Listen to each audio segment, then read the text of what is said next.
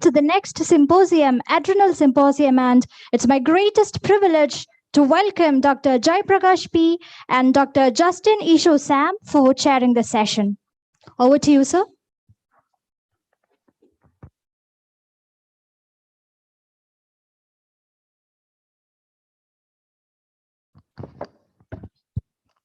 Thank you. Let me begin by thanking the organizers for giving the opportunity to chair this session along with Dr. Justin. This session would be on adrenals, and the first speaker we have Dr. Nihal Thomas, the professor of endocrinology and head of Unit 1 in Christian Medical College, Vellore. Professor Nihal Thomas is, if you can see his slide, you look at the publications and the citation index and the orations and the textbook and other publications that he has can actually go half an hour. I can describe those things. So we are eagerly waiting for Sir to talk on Cushing's syndrome, the case-based approach on Cushing's. Over to you, sir.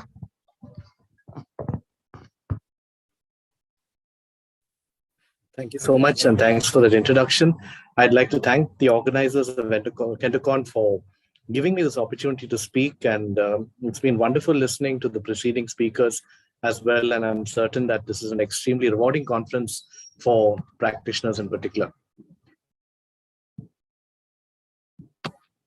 I hope my slides are visible to you.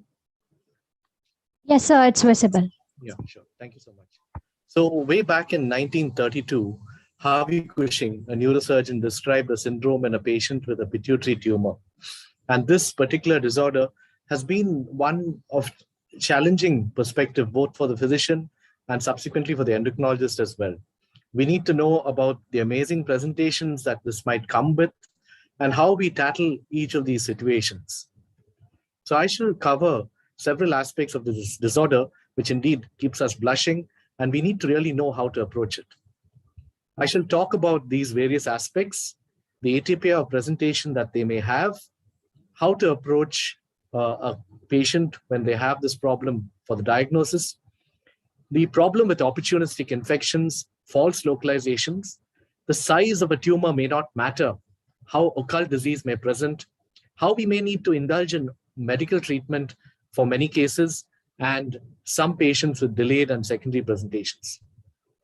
So, it is known that a large number of patients may in fact have what is indeed iatrogenic or exogenous Cushing's, and that is well known in the community. That is use and abuse of glucocorticoids. However, endogenous Cushing's is largely due to pituitary disease in a large volume, about 90%, which is ACTH dependent. There is also a category which is non-ACTH dependent, which is endogenous, which comes from adrenal adenomas and adrenocortical carcinomas. The other condition which may come with ACTH production with pigmentation of the skin is ectopic ACTH producing syndrome. And the conditions which may cause this include those which evolve in the lung, bronchial carcinoid and bronchogenic carcinoma, anterior mediastinal tumors like thymic carcinoid, pancreatic disorders, medullary thyroid cancer, pheochromocytomas, and in some situations, you may not find the origin of the tumor. It's occult, but it's a small neuroendocrine tumor lurking somewhere in the body. I shall come through this talk with a series of presentations. First, I shall talk about the atypia of presentation and approach to diagnosis and how we tackle opportunistic infections. This is a 19-year-old boy, a medical student, who came with a presentation of hypertension at the time of admission for MBBS. And everyone thought it was white-collar hypertension. He was asymptomatic for the next 3 months. And following that, he had weight gain and a rising blood pressure, edema, which was all over the body, pigmentation of the skin, and stretch marks over the abdomen, acne, and easy bruisability. And these are all the cardinal features of Cushing's syndrome, which he eventually developed. He developed subsequent weakness of the lower limbs. He became totally bedbound and was found to have severe hypokalemia. He developed other features of the central nervous system, including psychosis and polyuria and polydipsia, and was found to have high glucose levels. He was started on insulin a week before coming here to Vellore. His potassium was 2.2, with metabolic alkalosis of 34 millimoles per liter. So what type of Cushing's does this patient have? There are clues to what he has. He has a rapidly onset of disease. He has sudden onset of pigmentation, and he has severe hypokalemic periodic paralysis. Young male with hypertension, rapidly progressive symptoms. So what should you think about over here? The possibility of ectopic rather than pituitary-dependent Cushing's should be considered in this patient. You can see over here when he came to hospital, dull and apathetic, generalized pigmentation, facial puffiness, acne over the face, and pigmented papules over the chest and the back. His examination findings corroborated what his initial presentation was. So how does one screen and confirm a clinical diagnosis of Cushing's syndrome over here after getting these clinical features? We go first with a baseline cortisol, a midnight cortisol, and a 24-hour urine-free cortisol if it's available at your center. This is a useful test to do, and an ACTH level. Now, this is the biochemical values of this patient. Markedly elevated levels of basal cortisol. Your normal would be around 21 microgram per deciliter in our lab.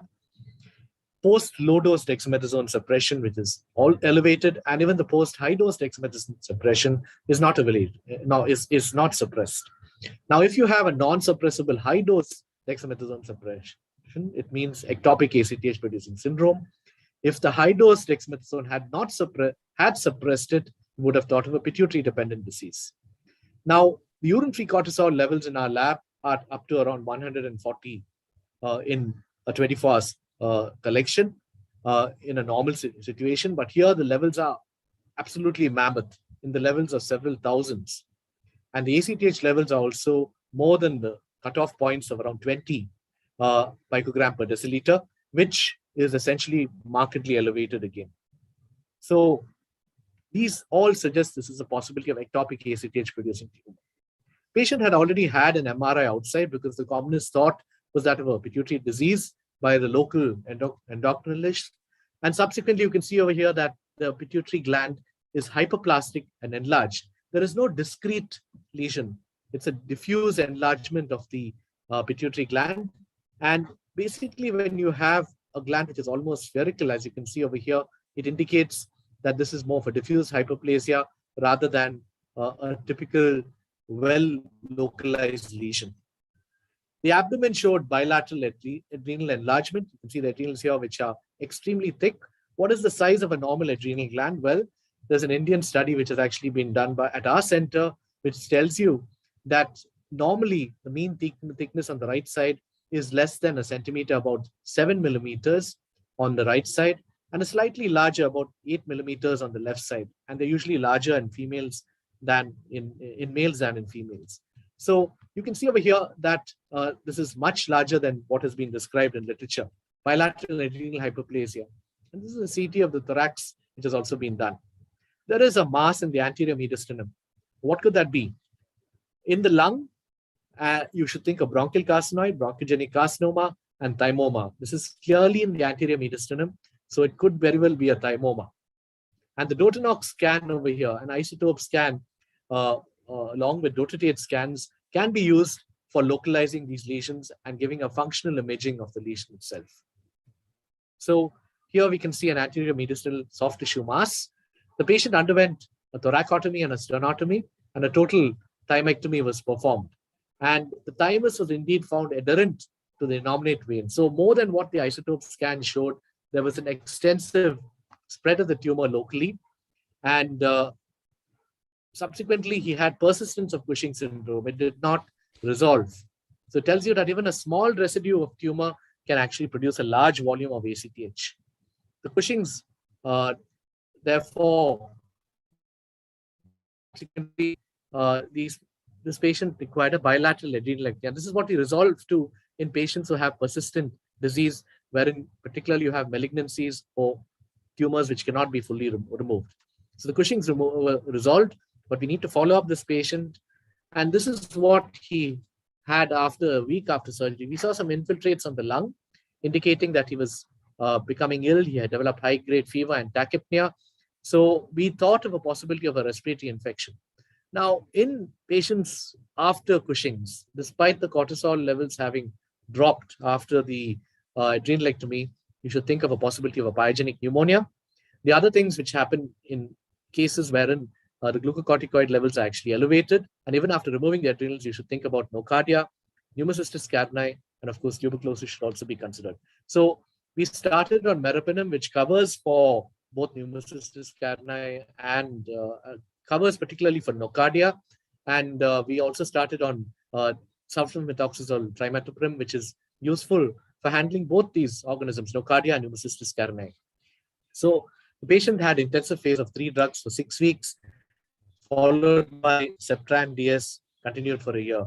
And here is the smear showing evidence of nocardia on an acid-fast stain. Now, these are filamentous organisms which are picked up, and the patient, these are what you should consider, particularly in patients with either exogenous or endogenous Cushing's, and you need to hit them very hard with multiple antibiotics. 2 months later, he has gone into total resolution and the lungs look particularly clear. So in a patient with Cushing syndrome, when you have fever, or even if you don't have fever, if you have tachypnea, think about opportunistic lung infections and treat empirically at first. Chemotherapy was given for this patient for the residual ACTH-producing tumor in the lung in the form of temozolomide and capecitabine for the residual tumor. And you can see over here the serial photographs which show that the initial Cushing's has resolved and eventually he's become asymptomatic and he's doing pretty well. Now, this is our series of ectopic ACTH-producing Cushing's, which was published.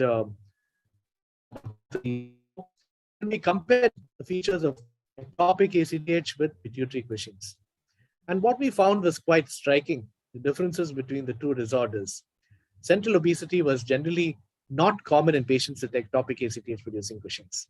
Bruisability was much more common in the ectopic ACTH. Pigmentation was more profound. And in addition, opportunistic infections were virtually not common in the post-op phase in patients with pituitary, but were common in ectopic ACTH-producing syndrome.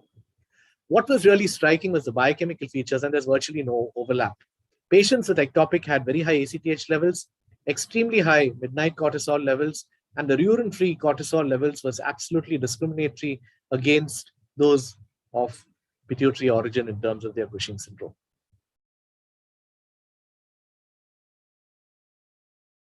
Here is another patient, an 18-year-old with a history of bloody diarrhea for 2 years, evolution of Cushing's features over 2 months. And over here, once again, he has evidence of Cushing syndrome with elevated ACTH levels, cortisol levels are also elevated. The CT of the abdomen showed multiple abscesses in the liver, and of course, you can also see the bilateral adrenal hyperplasia and the large abscesses. These were aspirated, and we found a peculiar organism over here called Edwardsia tarda. In fact, interestingly, our previous speaker, Professor Anuleka, was involved in the publication of this case. And it tells you about these weird organisms which might occur in these patients, and you need a good microbiology backup to pick up these organisms. This bacteria is normally found only in fish, and this gentleman had gone fishing a couple of weeks before he developed his symptoms superimposed on Cushing syndrome. False localization is another thing which we need to be aware of. With the amount of imaging being done, and imaging being done before biochemistry or when considering the clinical features, this can become a problem. Here is a patient once again with Cushingoid features, generalized swelling, headaches and increased acne, diabetes and hypertension. Once again, his urine-free cortisol levels are markedly elevated, with ACTH levels being elevated beyond the range of 100 picogram per ml. Now, once again, outside, a physician had done an MRI, and you can see over here that there is a small lesion in the pituitary gland, and one might think that this is indeed a microadenoma. In fact, a double microadenoma that you might see over here. So the patient underwent an endoscopic transsphenoidal excision, but the histopathology, in fact, the surgery was done elsewhere.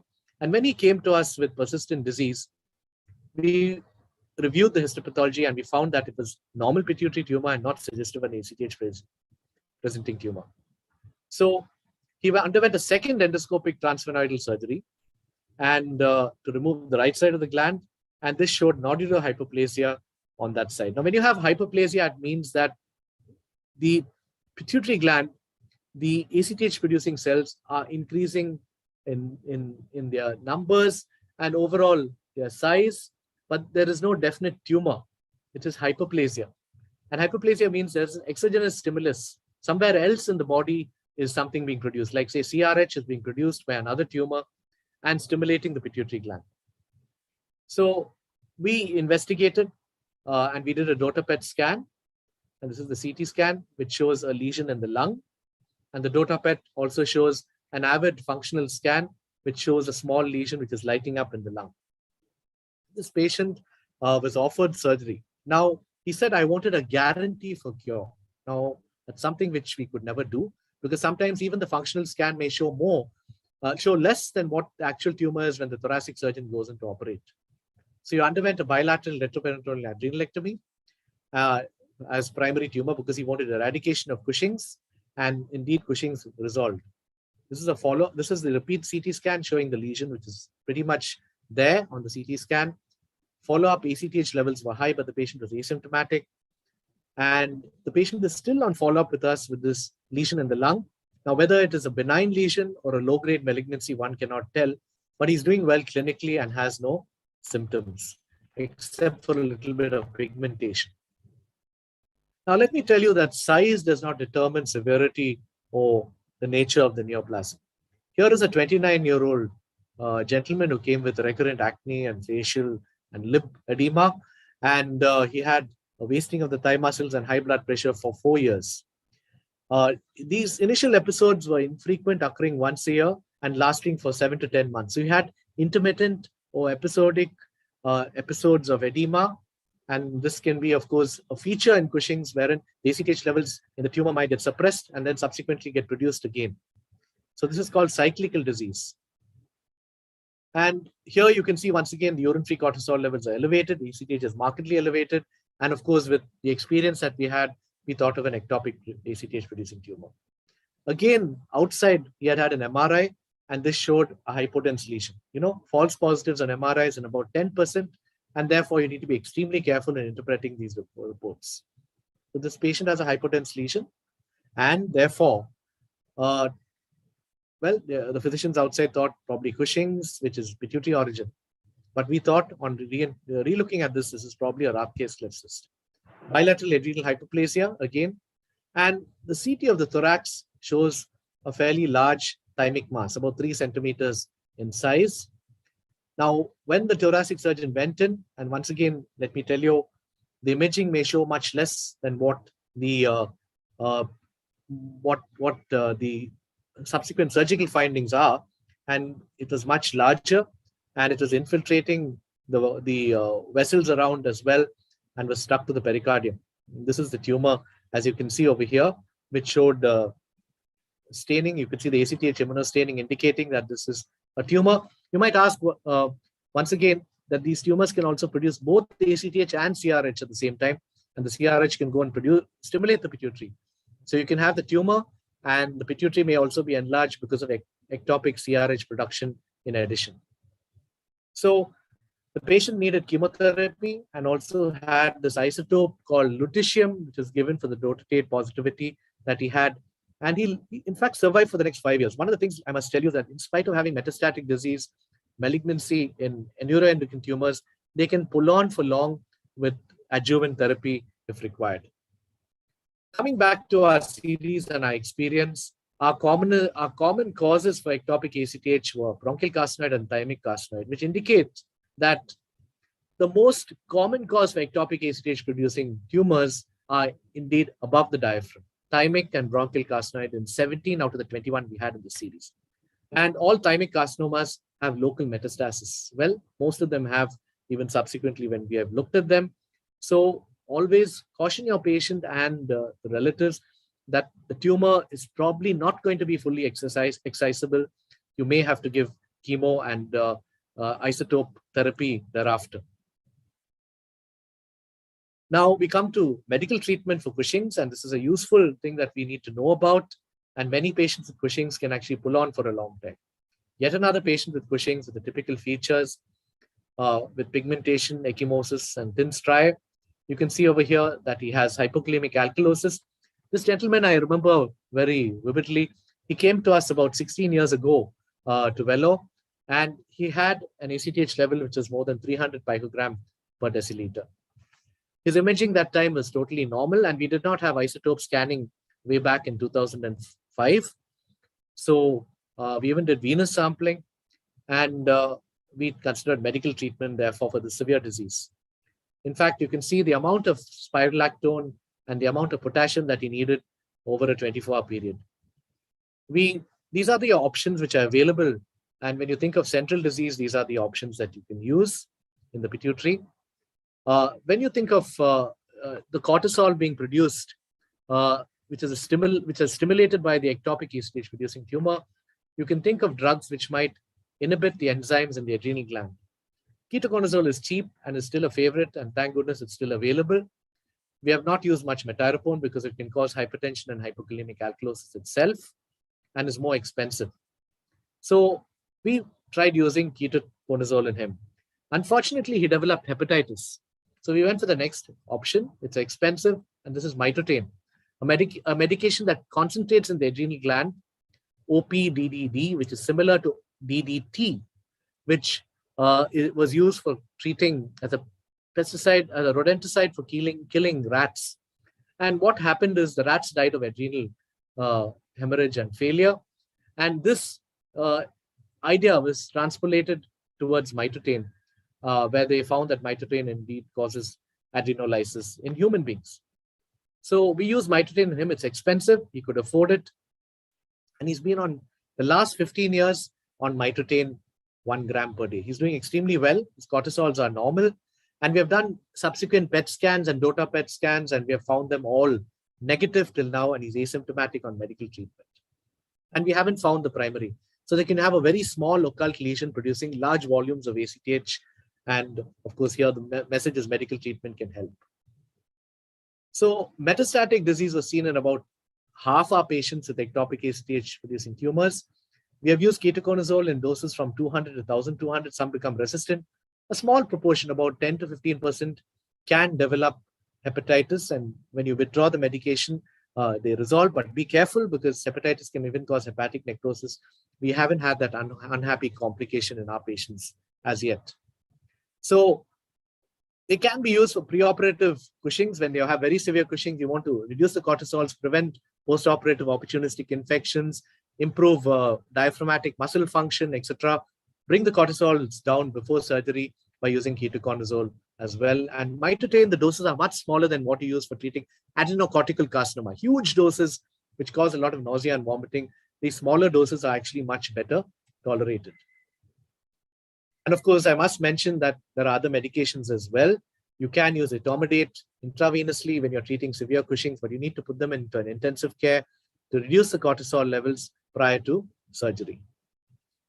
Here's a 67-year-old male coming with fatigue and difficulty in getting up from the squat, weight loss of 10 kgs of 3 months, episodes of palpitations and panic attacks, and a sense of impending doom for 1 year. Known hypertensive and diabetes for a long time. I might have thought this is ordinary type 2 diabetes and systemic hypertension, but the number of antihypertensives had increased markedly over a year. He had had a right adrenalectomy for a few 2 years back, and also had another malignancy, cordectomy for carcinoma glottis done previously.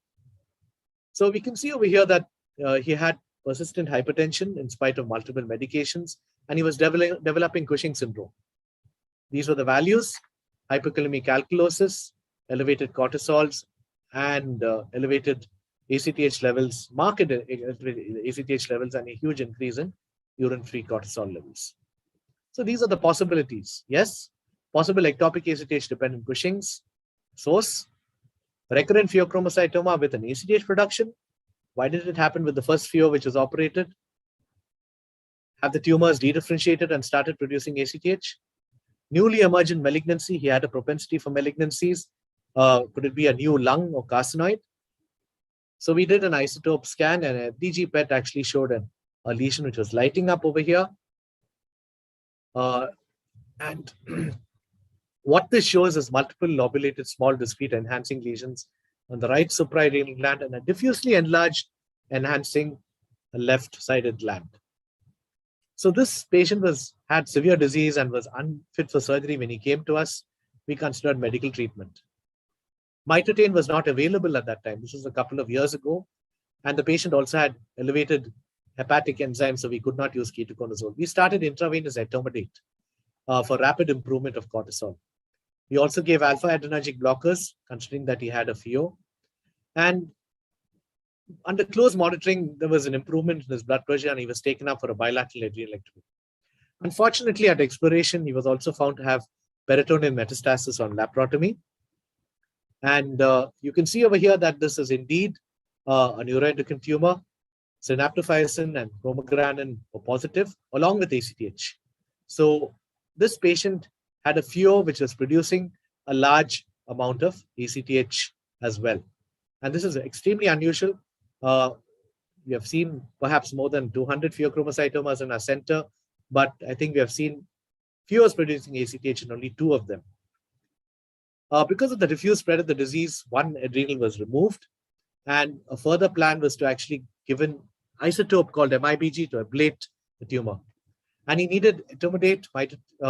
We started mitotane and ketoconazole because the hepatic function actually showed some improvement, but he was very refractory to treatment. And he subsequently passed on with sepsis secondary to pneumonia. We have had similar experiences with medullary thyroid cancer producing ACTH, and the mortality has been poor, generally speaking. I'll come to our last patient, a 23-year-old male who came with headache and weakness of the right side of the body and visual loss of the left eye of 2 months duration. Bilateral adrenalectomy was performed for Cushing's syndrome in 2003. Now, he was lost to follow-up. He didn't turn up for a long period. And you can see over here that he's developed increasing pigmentation of the face, the whole body, and also the scars of the adrenalectomy and the knuckles and the other parts of the body as well. So what had happened? This patient had had a pituitary tumor, which is operated. And subsequently, he did not turn back to follow up because his Cushing's had resolved. And he developed this huge tumor. What had happened is the cortisol normally produced by the adrenals gives a negative feedback to the pituitary and suppresses the ACTH production. There are no adrenal, the adrenals in this patient had basically been removed, and basically there is no cortisol to give a negative feedback to the pituitary. And this is called Nelson syndrome. The pituitary had become huge and was producing a lot of ACTH, causing the pigmentation. And because the tumor had become so big, he's developed raised intracranial tension, and this is what the consequence is. And you can see over here the ACTH levels. These are the basic biochemical tests, and the ACTH levels were elevated. This is Nelson syndrome. And how do we treat these patients? Well, if it's mild and there is no signs of raised ICT, you can give cabergoline, which is cheaper than octreotide. Once the adrenals have been removed, octreotide actually works on the pituitary and suppresses ACTH, so you can give pasiotide. Radiation to the pituitary can be given in the early phases in older patients. And of course, you can even remove the residual pituitary tumor, which would have evolved by now. Now, this patient actually needed a ventriculoperitoneal shunt, and to reduce the pressure, he had transsphenoidal excision and radiation to the pituitary, and was subsequently kept on cabergoline. And he's doing extremely well 10 years down the line. So let me conclude by saying a few things. Ectopic ACTH-dependent Cushing's may have a more severe clinical and biochemical phenotype compared to pituitary disease. Supradiaphragmatic disease is present in 85% of patients. Local metastasis is almost invariably present with thymic disease. Opportunistic infections, important lesson for both endogenous and exogenous Cushing's, are common and need early and aggressive treatment. Medical therapy is effective as bridging treatment before surgery on a long-term basis.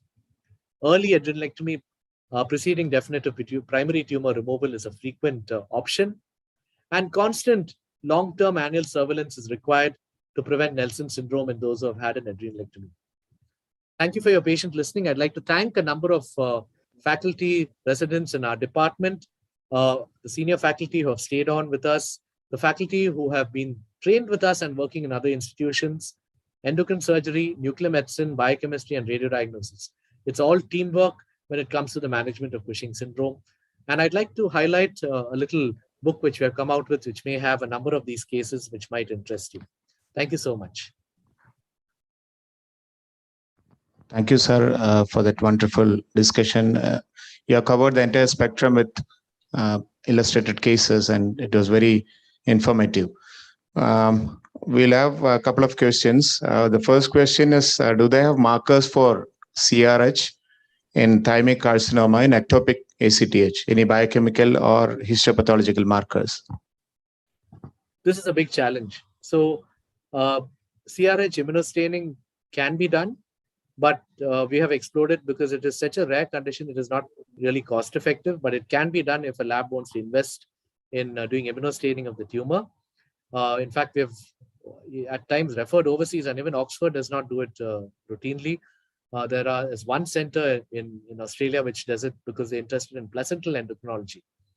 CRH measurements in plasma also are not reliable because they are much more cyclical than ACTH itself, and they have a very broad coefficient of variation, so therefore they are not reliable. So what we do assume is that if you have pituitary hypoplasia on imaging, this is probably a CRH producing tumor that you're dealing with in terms of its origin. The last question, how do you manage severe hypokalemia? We have problem of managing hypokalemia in ectopic Cushing especially. So how do you manage that, and how often do you have to start spironolactone in this situation? So I would advise that once you have actually sent off your biochemical tests, it's important that you send off your biochemical tests because spironolactone itself can interfere with the urine-free cortisol measurements in particular and cause false elevations. But once you have sent all that, you should start them on spironolactone as early as possible, because there are a subset of patients which respond to even small doses of spironolactone. So the ACE inhibitors and the ARBs will also help in addition, but the spironolactone is, I would say, virtually mandatory. I'd also like to highlight the fact spironolactone is far more, when it comes to controlling hypokalemia, spironolactone is far more effective than eplerenone. Eplerenone is a medication which you can probably avoid gynecomastia. It helps in cardiac failure, but it really doesn't help that much in the hypokalemia of Cushing's syndrome. Thank you, sir. Thank you once again for that wonderful presentation and discussion. We could have done more, but yeah, for want of time, we have to close the